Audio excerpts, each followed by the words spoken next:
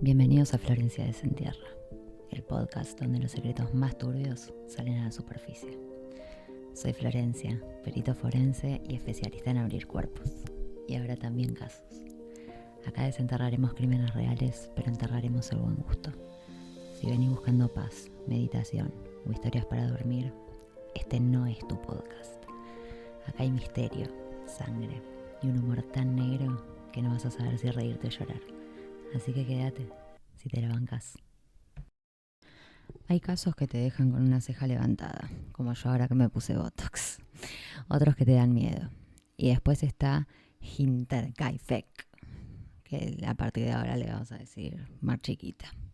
Un crimen tan extraño que parece escrito por un guionista que cobró por página y dijo, ¿sabe qué? Acá le metemos de todo.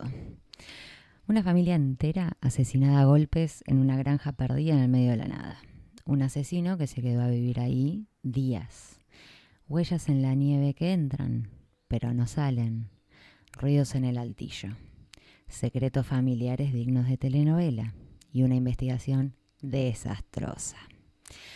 El caso empieza en 1922, en una granja aislada a 70 kilómetros de Múnich, donde vivían los Gruber. Andreas, el patriarca con cara de te arranco la cabeza, su esposa Cecilia, supongo que se pronunciará, su hija Victoria, los hijos de Victoria y un bebé, esto es tremendo, cuyo árbol genealógico es tan complicado, después veremos por qué, que necesitas un cuadrito sinóptico para entenderlo. La historia se vuelve rara desde el minuto cero. Días antes del crimen, Andreas empieza a escuchar pasos en el altillo. Encuentran huellas en la nieve que llegan hasta la casa, pero no vuelven. A la llave principal la pierden y alguien abre la puerta del establo por la noche. Pero, como buenos alemanes de 1922, dicen, qué sé yo, capaz hay un fantasma. Sigamos.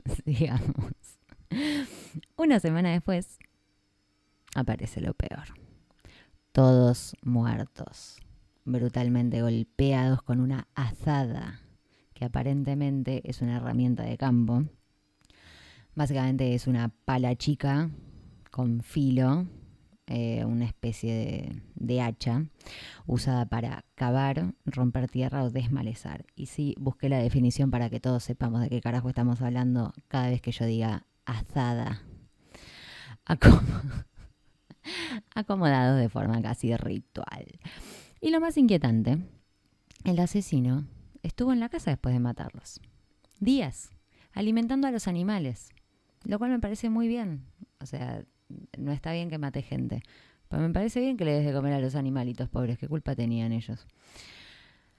Se quedó ahí haciendo todo esto, comiendo, calefaccionándose, muy risitos de oro, todo. Este es uno de esos casos donde la pregunta no es solo quién lo hizo, sino por qué tan perversito.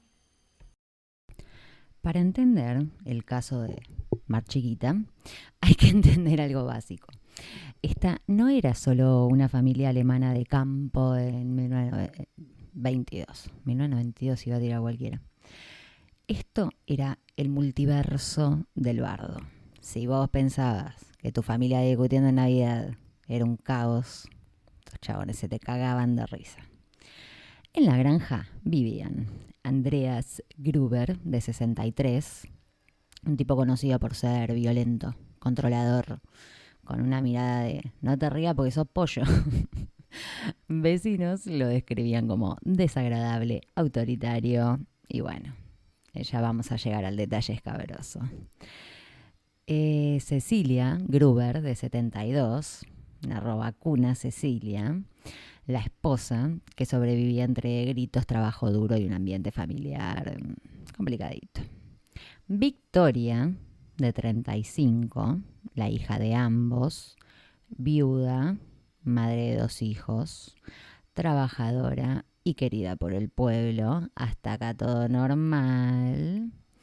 La otra Cecilia, Cecilita, de 7 años, y Joseph, de 2.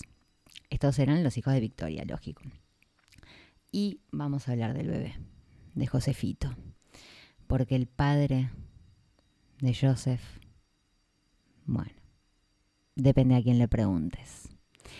Esta es la parte donde todo se torna incómodo. Andreas y Victoria, padre e hija, tenían una relación incestuosa. No era un rumor, era un dato confirmado en expedientes judiciales. Habían sido condenados por incesto. Sí, padre, hija, hermoso. Qué asco. Y como si fuera poco, el pueblo entero sospechaba que Joseph, el bebé, no era del marido fallecido, ni del amante ocasional, que por supuesto Vicky también tenía, sino del mismísimo Andreas, o sea, abuelo padre. O sea, volvemos al primer episodio del podcast, a Joseph Fritzl, que mira qué loco, también se llama Joseph, bueno, igual acá Joseph pobre, era una pobre víctima. Pero, bueno, nada, qué sé yo, estos alemanes son rarísimos. En una zona rural, donde todo el mundo sabe todo del vecino, la granja era el equivalente local de la casa de la bruja. No porque hicieran rituales, sino porque el ambiente era rarito, tenso. Porque aparte, si el pueblo sabe, sospecha, lo que sea, que estos dos tienen una cosa incestuosa, ¿qué carajo hacía Cecilia ahí? ¿Por qué no te vas, Cecilia? ¿Qué te pasa? Bueno, había mala energía, mala fama, y nadie quería ir a esa casa si podía evitarlo. Los días anteriores al crimen tienen una vibra de película de terror pedorrita, pero bueno, yo supongo que te cagas un poquito. Las huellas en la nieve que ya dijimos, que iban pero no venían, los ruidos en el altillo, como se supone que no había nadie, las llaves que desaparecen, las puertas que aparecen abiertas, y apareció también un diario de Múnich, que recuerden que está a 70 kilómetros creo, que alguien dejó adentro de la casa, pero que ninguno de los que vivían ahí al menos había comprado. Andreas sospechó, porque era un tipo muy lúcido, lo comentó, se preocupó, pero su reacción fue básicamente, bueno, debe estar todo bien. Nadie llamó a la policía, nadie revisó el altillo, porque son unos hijos de puta. Viste que siempre cuando estás viendo una película de terror, cuando escuchan ruidos y qué sé yo, todos los puteamos, pero los tipos van a ver qué es y está bien, es lógico. Es lo que hay que hacer, aunque si llega a ser un asesino vos no vas a poder hacer nada, te van a cagar matando, está bien, pero vos vas a ver, te vas a hacer el valiente con un bate de béisbol. Bueno, no, acá no, nadie, nada. Los vecinos decían que por las noches se veía la luz encendida en el establo a horas raras. Qué loco, ¿no? Y los animales se comportaban extraño, inquietos, como si hubiera alguien moviéndose por ahí. Todo apunta a lo mismo. Alguien estaba dentro de la granja antes del crimen. Pero la familia seguía su rutina, como si convivir con un intruso invisible fuera lo más normal del planeta. Igual nada. Yo los entiendo, a todos menos al viejo, a Andreas, yo los entiendo. Porque si convivís con ese tipo, que es violento, que se garcha a la hija, que no sabemos si es el padre de su nieto, yo no sé si otra persona te va a dar más miedo. Capaz que decís, bueno, debe haber un intruso que me vino a rescatar, capaz es un policía infiltrado. ¿Qué sé yo? El 31 de marzo de 1922 no empezó raro. No hubo tormentas eléctricas, ni gritos, ni nada, nada. Mientras la vida en la granja seguía su rutina gris y fría, alguien estaba esperando el momento exacto para atacar. Lo más escalofriante es que las primeras víctimas cayeron una por una, como si hubieran sido atraídas al establo con algo. ¿Y qué nos dice esto? El asesino conocía la dinámica familiar. Sabía cómo se movían, sabía quién iba a ir primero. ¿Quién iba a salir si escuchaba algo? Bueno, la primera que entra, Cecilita, la nena de 7 años. Nadie sabe por qué concha fue al granero. Después de ella va su mamá, Victoria, porque la nena no volvía, lógico. Después Andreas, que también quería ver por qué su nena no volvía. Y por último, Cecilia, madre, que no sé, quizás quería encontrar a su marido y a su hija cogiendo, no sé, no se entiende. Bueno, entraron de a uno, ninguno volvió a salir. Ahí los esperaba el asesino con la azada. Golpes secos, uno detrás del otro. No hubo disparos, no hubo grito, no hubo nada. Una muerte rápida e increíblemente silenciosa. Lo más inquietante, no sé si son los asesinatos en sí, ese fue un golpe, qué sé yo, ya está. Igual sí, pero la calma posterior. El asesino se tomó el trabajo de acomodar los cuerpos, los puso uno al lado del otro, los cubrió con paja y telas, como si quisiera taparlos, pero no esconderlos. Esto, a los que les interese la criminología o hayan visto Criminal Minds, sabrán que tiene que ver con una especie de remordimiento por parte del asesino. De, sí, ok, te maté. En una cabeza normal esto no va a sonar lógico, pero para un asesino sí es lógico. Como, bueno, ok, te maté porque no lo puedo evitar, pero no siento un absoluto desprecio por vos, entonces nada, te tapo un cachito. La forense de la época, con recursos de 1922, o sea, medio intuición, medio suerte, describió fracturas craneales extensas, heridas cortantes profundas, golpes dados con fuerza sostenida, no impulsiva. Y en el caso de la nena, esto me da cosita, pobre, sobrevivió unos minutos más. Se arrancó mechones de pelo mientras agonizaba. Pobrecita, Cecilita. Después del establo, el asesino va a la casa propiamente dicha. Ahí mata a Josefito, el producto del incesto quizás, en su cuna, y a la empleada nueva, María, que llevaba solo unas horas trabajando en la granja. María llegó ese mismo día a la mañana y al día de hoy se puede afirmar, sin temor a equivocarse, que es la persona con más mala suerte de la humanidad. Pobre María. Si todo esto ya te parece turbio, prepárate para la parte que convierte a Mar Chiquita en un caso legendario. El asesino se quedó a vivir varios días en la granja. Comió, encendió la chimenea, ordenó el establo, alimentó a las vacas, usó la cocina. Los vecinos vieron humo saliendo de la chimenea. Bueno, cuando la policía llegó, días después, porque a nadie demasiado rápido le llamó la atención nada, ok, sí, o sea, seguías viendo el humo en la chimenea, no sé, esta familia era rara. Todo estaba contaminado. Los vecinos entraron antes para ayudar y de paso chusmear. Se pisaron huellas, se movieron objetos, se revolvió todo.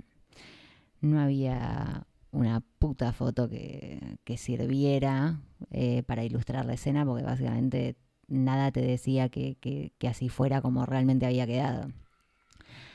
Y el arma homicida no la encontraron hasta un año después, escondida en un entretecho. Si hasta ahora todo era raro, lo que vino después fue directamente cómo no investigar un crimen múltiple.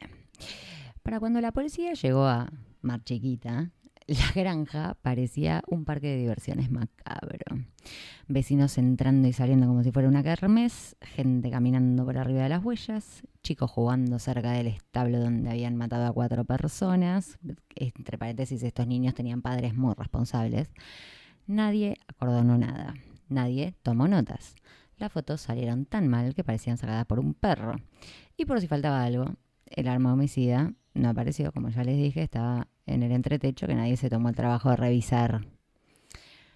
Y ahí arrancó la parte favorita de todos, buscar culpables. El primero en la lista, Lawrence Scheinbauer, el vecino viudo que había sido amante de Vicky, hombre práctico. A veces decía que el bebé Joseph era suyo, a veces decía que no. Depende del día, depende de sus emociones. Para colmo, cuando fue a buscar a la familia después de días sin ver actividad en la granja, entró como si ya supiera lo que iba a encontrar. Cero sorpresa. Caminó por las habitaciones sin miedo, tocó cosas que no tenía que tocar, comentó detalles que no podía conocer muy a lo Mangieri, ¿no? Salvo que hubiese estado ahí antes, ¿no? Los que estaban con él ese día se quedaron mirándolo con cara de che, ¿y vos cómo sabes eso? Pero hasta ahí llegó la inquietud. La teoría más escalofriante, sin embargo, es la del intruso escondido. Todos los indicios iban ahí. Las huellas en la nieve que entraban pero no salían, los ruidos en el altillo, las puertas que aparecían abiertas, la llave, el diario, tiqui tiqui, taca tac.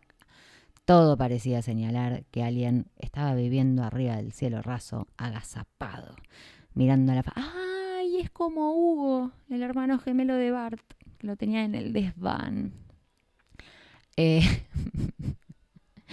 Mirando a la familia como si fueran actores de un reality show. Si esa persona bajó en el momento justo, atacó a cada miembro por separado y después se quedó días cocinando, alimentando a las vacas y durmiendo ahí, bueno, es una hipótesis un tanto perturbadora. Y también una de las más probables.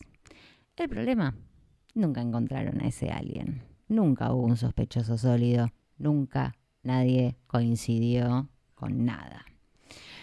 Después apareció la opción tensiones familiares, que en cualquier otra familia sería exagerada, pero acá, bueno, había incesto. Josefito tenía una paternidad que era una especie de duda existencial. Había rumores, peleas, resentimientos. Gente del pueblo que quería distancia de esa casa donde pasan cosas raras. Si alguien cercano explotó y decidió resolverlo, nadie se animaría a admitirlo en 1000 años. Pero tampoco hubo pruebas. Todo en Mar Chiquita es así. Puede ser, pero no tenemos nada concluyente para asegurarlo. Bueno. La teoría del robo fue la más fácil de descartar porque básicamente no se habían robado nada. Jeje. Nadie se llevó plata, ni objeto de valor, ni siquiera comida. Al contrario, el asesino cocinó. ¿Qué clase de chorro se queda días viviendo ahí, cocinándose, haciéndose un guisito, dándole de comer a lo chanchito, a la vaquita? Bueno, la policía igual insistió porque cuando no saben qué decir, qué hacer, qué nada, siempre o rito satánico o robo. Bueno. Después, la teoría más de novela, que un poquito me encanta. El marido de Victoria, Carl, ¿por qué lo digo con tono ya? Carl Gabriel, supuestamente muerto en la guerra, pero había veteranos que juraban que lo habían visto vivo después. Si hubiese vuelto y encontrado a Vicky garchoteando con su papá, teniendo un pibito que no se sabe de quién es, y qué sé yo, aparte veterano de guerra, ya vienen de por sí tocaditos. Bueno, podría haber sido, qué sé yo, pero por supuesto no se pudo comprobar, nunca apareció el chabón, bla, bla, bla, bla. En definitiva, la investigación fue un rompecabezas hecho con piezas que no encajaban. La escena estaba arruinada, los testigos eran contradictorios, los sospechosos tenían todos motivos, pero no había ninguna prueba. Y la policía trabajó como si estuviera resolviendo el misterio de quién se comió la última porción de pizza, no un sextuple homicidio. Con el paso de los años, los sospechosos se murieron. La granja fue demolida y cualquier evidencia que hubiese quedado se perdió para siempre. Por eso, el caso de Mar Chiquita sigue abierto. No porque falte una pista clave, sino porque desde el minuto 1 nadie hizo nada de lo que había que hacer. Cuando finalmente hicieron las autopsias, surgieron 3 datos que hoy siguen siendo claves para entender el crimen. 1. La nena sobrevivió unos minutos después del ataque. Este es uno de los hallazgos más concretos y devastadores de las pericias. Mientras agonizaba, les dije, se arrancó mechones de pelo que le quedaron entre los dedos. Este punto es importante porque indica que el ataque no fue tan limpio como parecía, porque si a los otros de un palazo en la cabeza o bueno, con la azada de una ya los matás y a una nena no, y aparte fue la primera, bueno, capaz estaba pasado de adrenalina este tipo, estaba nerviosito, qué sé yo, no sé. 2. Vicky tenía señales compatibles con otro tipo de ataque aparte del golpe en la cabeza. La autopsia detectó marcas en el cuello que no coincidían con la azada. Esto implica un segundo mecanismo de agresión, posiblemente un intento de estrangulamiento o inmovilización previa. Este dato aporta algo que antes no sabíamos. El asesino tenía control físico sobre ella antes de darle el golpe en la cabeza, lo cual sugiere un ataque más planificado que impulsivo. 3. El arma homicida estaba en la casa y la policía no lo vio. Esto ya lo dijimos, cuando demolieron la granja encuentran el coso que estaba, la azada estaba escondida en una viga del ático en un sector que no figura revisado en el informe oficial. Y esto cambia las cosas porque demuestra que el asesino conocía muy bien la estructura de la granja, escondió el arma en un lugar pensado para no ser descubierto y lo peor de todo es que durante un año le salió bárbaro. Y la policía directamente no revisó una parte del inmueble porque seguramente les dio paja, tenían frío o hambre. Bueno. 4. Algunos objetos del interior estaban acomodados después de la muerte. Los peritos notaron que la ropa de María y la cuna del bebé estaban prolijas, acomodadas, como si alguien hubiera ordenado o cuidado de alguna manera la escena después de matar. Esto no coincide con un ataque frenético, porque los asesinos se dividen en organizado, desorganizado, qué sé yo, y bueno, esto nos haría inclinar más por un chabón que era más meticuloso, más de planificar lo que quería hacer y no que le pintó una y de repente mató a 6 personas. Lo bien que estoy hablando hoy es impresionante. No hubo robos ni signos de búsqueda real. La pericia confirmó que los cajones no estaban revueltos, no había faltantes y lo que parecía desorden era mínimo. Esto elimina definitivamente la teoría del robo y deja claro que el motivo del crimen no fue económico ni casual. Durante décadas, Mar Chiquita fue un caso de rumores, sospechosos incómodos y una policía que hizo agua por todos lados. Pero recién en los últimos 30 años, cuando el caso empezó a estudiarse desde la criminología contemporánea, surgieron interpretaciones nuevas que no tienen nada que ver con lo que se creyó originalmente. La primera gran revelación moderna es que el patrón del crimen no coincide con un asesino improvisado, como decíamos recién, ni con la típica pelea familiar. Los análisis de comportamiento actuales muestran un detalle que en 1922 nadie tenía forma de notar. El asesino actuó como alguien que tenía control emocional absoluto. Permíteme dudar, pero bueno, dale. No hay señales de desborde, ni impulsividad, ni torpeza. Recordemos que a la nena no la mató del golpazo de una. Los golpes, la elección del arma, la forma de cubrir los cuerpos, los movimientos posteriores, todo indica una mente extremadamente contenida, fría.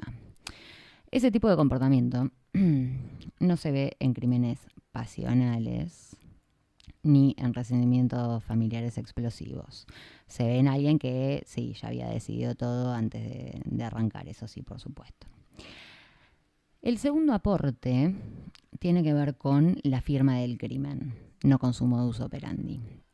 Hoy se sabe que muchos asesinos dejan una marca personal, un gesto, un patrón, algo, porque ellos sienten orgullo por estas cositas lindas que hacen. Y en el caso este de Mar Chiquita, la firma aparece en pequeños detalles que en su época pasaron desapercibidos. La forma en que el asesino acomodó la paja en el granero, cómo cubrió cuerpos de manera distinta, el orden de los movimientos dentro de la casa. No era un ritual, no era religión, no era nada. Es posesión del espacio. Es alguien reafirmando, esto lo manejo yo. Otra línea moderna interesante no apunta al quién, sino al cómo. La reconstrucción espacial del crimen con softwares actuales mostró que el ataque en el establo no fue lineal. No fue entra uno, cae uno, entra otro, cae otro. Hubo pausas, como si el agresor estuviera escuchando, esperando, todo muy calculado. Eso cambia por completo la dinámica, porque no fue un arranque de furia, fue como todo muy coreografiado. También cambió algo fundamental, que es el perfil del asesino. Mientras que durante décadas se habló de un intruso, un vecino, un amante, un pariente, taca, taca, taca, taca, los perfiles modernos ven otra cosa. Ven a alguien con un apego al lugar, pero no a las personas. Alguien que probablemente había estado en esa granja antes, pero no como parte de la familia, y que tenía una relación simbólica con el espacio físico, con la casa, el establo, la rutina del lugar. No le importaban los objetos ni el dinero, le importaba el control del territorio. Y por último, apareció una pregunta que en la época parecía absurda, pero es completamente válida, que es, ¿el objetivo del crimen eran las personas o era la granja? Porque todo lo que hace el asesino, antes, durante y después, funciona como si estuviera desplazando a la familia para ocupar su lugar temporalmente. No se escapó rápido, no se llevó nada, actuó como si fuera su casa. Con lo de la chimenea, darle de comer a los animales, hacerse la comidita, qué sé yo, el tipo estaba claro, viviendo en su casa.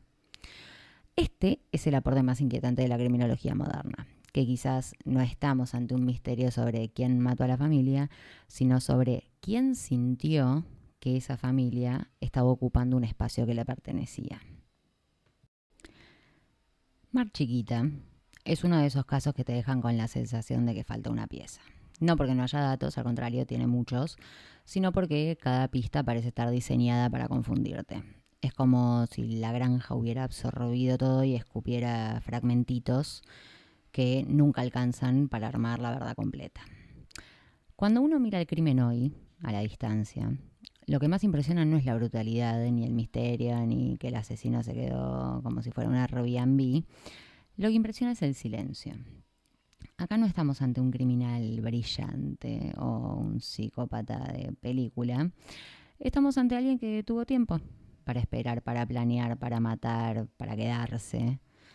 Esto es lo que hace el caso tan incómodo. Que el asesino no actuó como un intruso, ni como un pariente furioso, ni como un ladrón improvisado. Actuó como alguien que sentía que esa granja le pertenecía más a él que a la gente que vivía ahí. Por eso nunca hubo confesiones, ni cartas, ni arrepentimientos. Quizás por eso el arma estuvo escondida un año. Quizás por eso los animales fueron alimentados y la chimenea siguió encendida y la rutina de la casa no se detuvo ni con 6 cadáveres adentro. La familia murió. La granja siguió como si nada.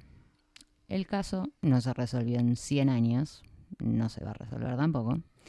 El asesino se fue, lógico, caminando tranquilo, silbando bajito, porque si algo demuestra este caso es que podés tirar abajo la granja, borrar cada rastro, seguir con tu vida y ahí queda, en nada, sin respuestas, sin responsables y con la inoperancia sellando el final como siempre.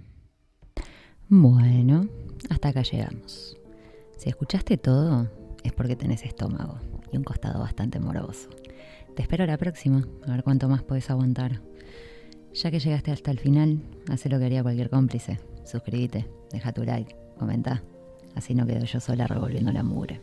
Total, si ya entraste, es porque sos igual de curioso que yo.